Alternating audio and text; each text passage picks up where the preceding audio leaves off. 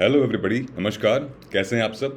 उम्मीद है आप सब अच्छे होंगे, मज़े में होंगे। सबसे पहले तो मैं आप सभी को सिविल सर्विसेज डे की ढेर सारी शुभकामनाएं देना चाहता हूं। और 21 अप्रैल का ये दिन हमारे Indian bureaucrat system, Indian civil services system के इतिहास में बहुत ही अहम माना जाता है। And we admire, we respect that. उससे पहले आप हमारी ये वीडियो ज़रूर देखिएगा जो कि हमने स्पेसिफिकली आपके लिए बनाई है। नेशनल सिविल सर्विसेज डे के लिए हम गए यूपीएससी भवन। मैं और आद्या मैम, हम दोनों लोग गए यूपीएससी भवन। फिर हम ओल्ड राजेंद्र नगर गए। ये कुछ तस्वीरें हैं ओल्ड राजेंद्र नगर की। कुछ बच्चों से हमने चिट चैट किया, बातें की। तो इस तरीके से हमने सेलिब्रेट किया है आज का दिन। आप किस तरीके से सेलिब्रेट करते हैं? आप मुझे कमेंट करके बताइएगा that what is the importance of civil services day. क्या एक मैसेज देना चाहते हैं आप इस दिन सोसाइटी को कि सिविल सर्विसेज या सिविल सर्वेंट को, या क्या ये ज़रूरी है, मनाना ज़रूरी है या नहीं, या फिर इसकी अहमियत क्या है एक सिविल सर्वेंट के लाइफ में, एक एस्पिरेंट के लाइफ में, राइट? सो आप कमेंट में मेंशन कर सकते हैं, ज़रा हम भी देखें कि भाई मतलब क्या क्या ओपिनियंस आपके आते हैं। एंड मज़ा आएगा, ठीक है। इनफैक्ट आप हमारे कम्युनिटी डिस्कशंस में भी लिख सकते हैं। ये जो हमारा कम्युनिटी टैब है, इसमें भी आप अपने सुझाव लिख सकते हैं कि सिविल सर्विसेज डे में गवर्नमेंट को ये इनिशिएटिव लेना चाहिए, या फिर जो सुप्रीम अथॉरिटी होते हैं ब्यूरोक्रेट्स में भी, जो secretary, joint secretary, cabinet secretary, उनको ये सारी चीज़ें इंक्लूड करनी चाहिए, राइट? तो आप ये सारी चीज़ें मेंशन कर सकते हैं and then we will look into your answer. मज़ा आएगा, एक हेल्दी डिस्कशन होगा, एक डिबेट का फॉर्म होगा। आपके विचार भी खुलेंगे, दूसरों की बातें भी आपको समझने को मिलेगी। ओके। सेकंड, प्रीलिम्स महासंग्राम चालू हो गया है। अब कितने दिन बचे हैं? ठीक है, 30 दिन, ऑलमोस्ट 30 दिन या 35 दिन, 40 दिन बचे हैं। तो आप अभी से लग जाइए तैयारी में, रिवीजन शुरू कर दीजिए, नोट्स को छोटा बनाना शुरू कर दीजिए। नया टॉपिक कुछ मत पढ़िए, मॉक टेस्ट लगाइए। और मॉक टेस्ट रिवीजन के लिए स्पेसिफिकली हम ये प्रोग्राम लेके आए हैं, प्रीलिम्स महासंग्राम, जिसमें तिगड़म्स से रिलेटेड बातें होंगी कि how you can eliminate options. Specifically if you are stuck with 50-50 options, then this is the right place. नीचे लिंक दिया हुआ है, उस पर क्लिक करिए और एनरोल कर लीजिए। ओके, आगे बढ़ते हैं। आगे बढ़ने से पहले मैं आपको ये बता देता हूँ कि हमारे YouTube चैनल पे आजकल कई सारी एक्टिविटीज़ हो रही हैं, कई सारे इंटरव्यूज़ हो रहे हैं, जहाँ पे कई लाख व्यूज़ भी गए हैं हमारे वीडियोज़ के। इनफैक्ट मैंने टाइम मैनेजमेंट पे भी एक लाइव सेशन किया था।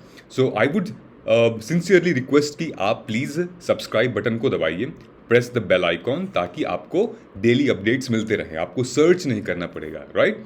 सो thank you so much guys so far. अब हम चलते हैं आज के एडिटोरियल पे। आज का एडिटोरियल एक बहुत अच्छा, अमेजिंग एडिटोरियल है जो हमारे साइंस एंड टेक और पॉलिटिकल फिलॉसफी से रिलेटेड है।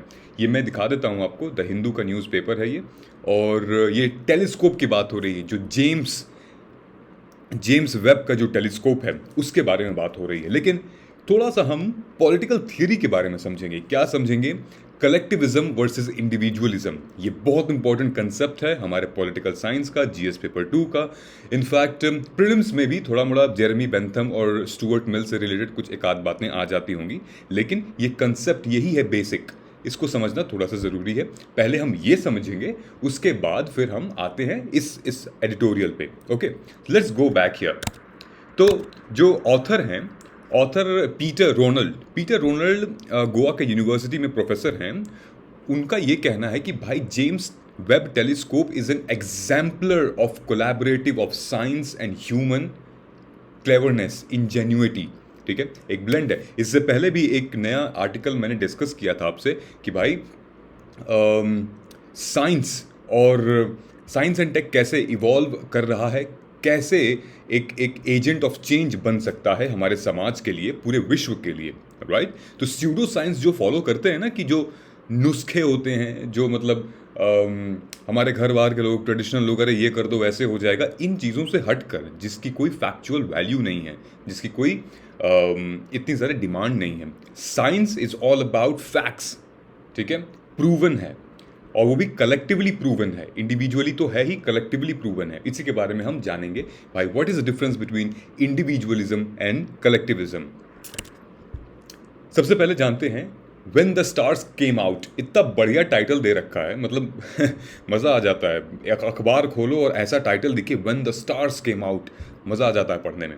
सो इसी वजह से मैंने भी ये टॉपिक लिया और इंटरेस्टिंग टॉपिक लगा मेरे को। सो बेसिकली भारत में हम सेलिब्रेट करते हैं इंडिविजुअलिज्म, ठीक है।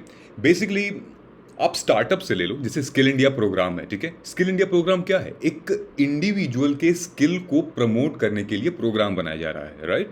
तो उस इंडिविजुअल के स्किल को प्रमोट कैसे किया जा सकता है? लिबर्टी के थ्रू, यार उसको आज़ादी मिलेगी, उसको फ्रीडम मिलेगी, उसको ऑटोनॉमी मिलेगी, उसको सोवनिटी मिलेगी अपने विचारों को, अपनी बातों को समाज में रखने के लिए, ठीक है। भारत में इसकी वैल्यू अब धीरे धीरे बढ़ रही है, क्योंकि भारत पहले एक कलेक्टिविज्म वाली सोसाइटी थी। भारत पहले एक group of members, group of community वाली सोसाइटी थी, अब भी है। लेकिन कुछ टाइम पहले से, जैसे एलपीजी निकल के आ गया, एलपीजी रिफॉर्म्स, ठीक है, 1991 में, तब से थोड़ा सा इंडिविजुअलिज्म को हम प्रायोरिटी दे रहे हैं, क्योंकि individualism has built the modern world. How? We have to look here. So individualism एक हीरोइक इंडिविजुअलिज्म की बात आती है। क्यों? Because they have got power, they have got vision, एक विजनरी होते हैं, perseverance, unique personal qualities like lift society up by its bootstrap, create a new moral world. For example, आप किसी भी मोटिवेशनल स्पीकर को उठा लो यूट्यूब पे, anybody, या फिर डॉक्टर विवेक बिंद्रा हो गए, ये संजीव माहेश्वरी हो गए, या इनफैक्ट अंकुर वारिकू, ये लोग इंडिविजुअल पर्सनालिटी है इनकी, राइट। इन्होंने ऐसी पर्सनालिटी बनाई है, एक नया मोरल ऑर्डर बनाया है, राइट। सो और लाखों लोग इनको फॉलो कर रहे हैं। This is how individualism has built the modern world. लेकिन बात यहाँ ख़त्म नहीं होती है। ये हैं हमारे जेरेमी बेंथम साहब, ठीक है। इन्होंने थोड़ा मोड़ा रिसर्च की, एनालाइज किया, जो पॉलिटिकल फिलोसफर्स थे उस टाइम के, स्टुअर्ट मिल वगैरह, उनको इन्होंने पढ़ा और फिर ये सोचा कि यार यूटिलिटेरियनिज्म नाम की एक कंसेप्ट मैं ले आता हूँ, ठीक है। अब यूटिलिटेरियनिज्म नाम का जो कंसेप्ट है वो बहुत सिंपल है, ठीक है। वो ये डिनोट करता है कि अगर आपका जो भी एक्शन के कॉन्सिक्वेंसेज होंगे, ठीक है, आपने अगर कुछ किया और उसके कॉन्सिक्वेंसेज कुछ होंगे, तो वो कॉन्सिक्वेंसेज ऐसे होने चाहिए जो कि या तो हैप्पीनेस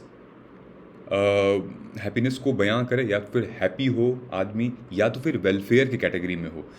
वो कंसेप्ट या वो कॉन्सिक्वेंसेज जो कि हैप्पीनेस नहीं कर रहा, जो कि वेलफेयर नहीं कर रहा, that is not utilitarianism. Okay, so utilitarianism is all about what? Pleasure over pain, and this is what he has been telling, that हमारा जो कंसेप्ट है, जो मैटर है, is of experiencing more pleasure over pain, is like pleasure and lack of pain, ठीक है। आपके जो भी एक्शन है, उस एक्शन का जो कॉन्सिक्वेंस हो रहा है, that should be meaningful, that should be in a positive direction, that should lead to happiness, ठीक है। अगर वो हैप्पीनेस नहीं लीड कर रहा है, अगर वो वेलफेयर लीड नहीं कर रहा है, that is not utilitarianism. So utilitarianism से ही इंडिविजुअलिज्म का कंसेप्ट निकल के आता है। So the philosophy of individualism gives primacy to individual, जैसे कि मैंने अभी पहले आपको बताया, राइट। जैसे आप देख लो यार, कौन कौन हो गए? इलॉन मस्क हो गए, हमारे देश में मुकेश अंबानी हो गए, बहुत सारे स्टार्टअप्स निकल रहे हैं, ठीक है। बायजूस ले लो आप एजुकेशन इंडस्ट्री में, या फिर और जैसे वॉरेन बफेट हो गए, स्टीव जॉब्स हो गए, ठीक है। सबसे पहले तो ये कि इंडिविजुअल मोरल स्टैंडर्ड से इन्होंने बहुत बहुत धक्के खाए हैं जीवन में, बहुत ही स्ट्रगल किया है, उसके बाद ये ग्रो हुए हैं। As an individual they have grown in themselves, okay. और जैसे जैसे वो बड़े हुए, उसके बाद they move forward to form a collectivism, and with that collectivism they have created such a huge social and organized order, जिससे कि एक मॉडर्न वर्ल्ड बनता है, राइट। सो इंडिविजुअलिज्म की बात यही है जो मैंने आपसे अभी बताया। It's all about individual rights, freedom, self interest, competition and all, right.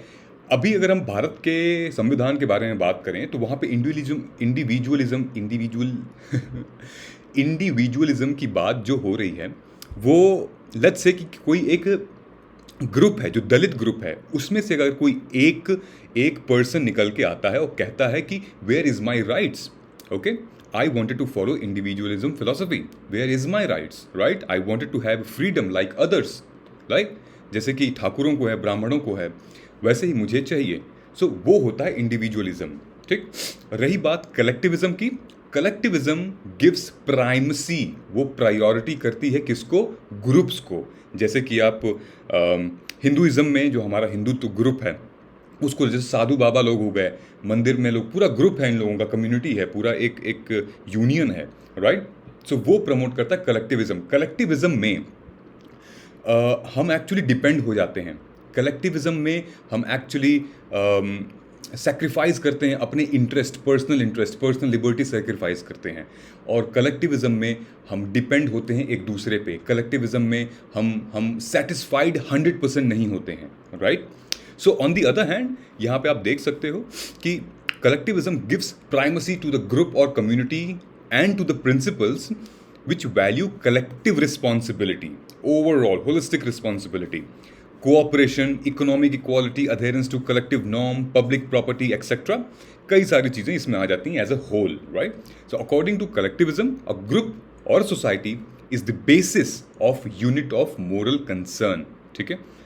Now, an individual is a value only in so far he serves the group. Okay, so ये है कंसेप्ट। और हमारे भारत में क्या चलता है? सर्वे भवन्तु सुखिनः, सर्वे सन्तु निरामया, सर्वे भद्राणि पश्यन्तु मा कश्चित् दुःखा भवेत्। मतलब सर्वे भवन्तु सुखिनः, सब लोग, मतलब सबकी खुशी इंपॉर्टेंट है और सबकी हैप्पीनेस इंपॉर्टेंट है। एक इगैलिटेरियन सोसाइटी होनी चाहिए। So what is egalitarian society? Egalitarian society में मार्टिन लूथर किंग का यही कहना था कि सबके राइट्स इक्वल होने चाहिए। Everybody should have their equal rights, ठीक है। चाहे वो श्वेत हों, चाहे अंग्रेज हों, ब्लैक हों या फिर वाइट हों, चाहे वो दलित हो, ब्राह्मण हो, राइट एक होने चाहिए। समाज सबके लिए एक है, रिसोर्स सबके लिए एक है, तो एक ही होना चाहिए राइट्स। सो इक्वल राइट्स की बात करता है इगैलिटेरियन सोसाइटी।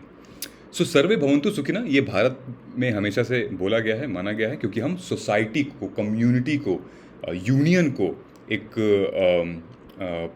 पावर मानते हैं, यूनियन को एक ज़रिया मानते हैं, ठीक है। कलेक्टिव नॉर्म है हमारे, अधेरेंस है का हमारा, ठीक है। कहते हैं कि बाएं हाथ से मत खाया करो, बाएं हाथ से मत लिखा करो, कलेक्टिव नॉर्म है, राइट। बहुत सारी ऐसी चीज़ें। हम आगे बढ़ते हैं इसमें। आगे बढ़ने से पहले मैं आपको बता देता हूँ, ये जो इमेज है ये पूरी आप as it is video pause करके डिटेल में पढ़ सकते हो। It's very important about knowing collectivism and individualism. I have already explain to you. आप वीडियो पॉज करके कर सकते हो। इनफैक्ट कम्युनिटी स्पेस में मैं लिंक दे दूंगा इस डिस्क्रिप्शन में, मतलब आपको PDF आप डाउनलोड कर सकते हो वहाँ से, ठीक है। सो कलेक्टिविज्म दोस्तों कितनी सोसाइटीज़ में पाई जाती हैं? देखो एशिया में, जहाँ पे इंडिया भी आता है, जहाँ पे चाइना भी आता है, रशिया भी आता है। और जब हम कलेक्टिविज्म की बात करेंगे तो कम्युनिज्म निकल के आता है उससे। कम्युनिज्म में क्या होता है कि भाई जो भी पावर है वो जनता के पास होनी चाहिए, ठीक है। सोसाइटी के पास सारी पावर्स होनी चाहिए। किसी इंडिविजुअलिज्म, अगर कोई इंडिविजुअल के पास पावर नहीं होनी चाहिए, क्योंकि अगर इंडिविजुअलिज्म अगर फॉलो होती है अगर पॉलिटिक्स में, तो फिर वो एनार्की, ओलिगार्की, ये फिर अथॉरिटेरियनिज्म वाला रूप ले लेती है। लेकिन हाँ, जब एक स्टेट की बात आती है तो एक कलेक्टिवनिज्म होना चाहिए, राइट। सो एशिया, अफ्रीका, लैटिन अमेरिका, ये सब कॉमनली ऑब्जर्व किए जाते हैं, कलेक्टिविज्म का एक एग्जाम्पल है। वेयर एज इंडिविजुअलिज्म का एग्जाम्पल कहाँ पे है? अमेरिका में, यूरोप में, न्यूजीलैंड में, ऑस्ट्रेलिया में। That's why you see lots of unicorn, lots of people in tech world और may be any domain, they have flourished, क्योंकि उनके ऊपर समाज का दबाव नहीं रहा है, उनके ऊपर कम्युनिटी का दबाव नहीं रहा है। वो आज़ाद थे अपने विचारों से, अपने हरकतों से, कर्तव्यों से, जो मन चाहा वो किया, पॉजिटिव डायरेक्शन में, यूटिलिटेरियनिज्म के पर्सपेक्टिव में। अंडरस्टूड? समझ में आया? नहीं आया बताओ, अभी फिर से बताएंगे, कमेंट करो, उस पर ही बताएंगे, ओके। सो ये आप देख लीजिएगा वीडियो पॉज करके। अच्छा ठीक है, इस वीडियो में फिर हम बात करते हैं कि आर्टिकल में क्या कहता है। आर्टिकल में इन्होंने यही कहा है, देखो हाईलाइट करके मैं आपको बता देता हूँ इसमें। दिस इज हाउएवर, ये वाली लाइन जो है, Jeff Bezos, Elon Musk and Ambani, significant their difference in the individual values, also countless to others, those who have passed equally significant have been celebrated, ठीक है। तो इन लोगों की बात इसलिए की जा रही है बिकॉज कि ये लोग इंडिविजुअल के साथ काम करते, अपने आप को बनाया पहले, उसके बाद फिर कोलैबोरेट किया। So working together in collaboration, such group through sharing and cooperation produces outcomes that are no less beneficial for society, right? In this story there are no supermen, just worker bee. So basically बात हो रही है इस telescope की। James Webb telescope mirror is been during the media unveiling the NASA's Godgoor Space Flight Center। ये जो project है idea था जेम्स साहब का, लेकिन धीरे धीरे कई सारे टीम्स और इनके पार्टनर्स इन्वॉल्व होते गए। Now it's a mammoth huge huge telescope बना है, और जिसकी प्रशंसा पूरे दुनिया भर में हो रही है, जिसकी रिक्वायरमेंट पूरे दुनिया भर को थी, और ये सर्व कर सकती है ह्यूमैनिटी को, ह्यूमन काइंड को, मैनकाइंड को। सो 9.7 बिलियन का ये प्रोजेक्ट था, पूरा का पूरा telescope is one of the most technological achievement of the last few years, okay, and that evolves construction, transportation, launching, alignment and deployment of deep space. ठीक है, सो James Webb telescope is a project that marked 20 plus years of continuous collaboration between many teams. ठीक है, ये एक successful placement है। To build a deep space is a defining moment for human kind history. It's just a journey into man's soul has begun. Amazing, बहुत अच्छे से लिखा है इन्होंने। ठीक, दूसरा ये बात कही गई है कि ये प्रोजेक्ट है, basically the project seeks to evolve the form and how the galaxies are evolve. भाई की मतलब स्पेस में ज़िंदगी है या नहीं, स्पेस कैसा लगता है, मतलब कोई एलियन रहते हैं या नहीं, बहुत सारी चीज़ें जिसमें वो डार्क मैटर का एविडेंस फाउंड कर सकता है, कोई इमेजेस कैप्चर कर सकता है हमारे सोलर सिस्टम की, और बहुत सी कॉस्मिक क्यूरोसिटीज़ है जो आम तौर पे इसरो को और नासा में दिक्कत होती है ऐसे डिटैंगल करने में।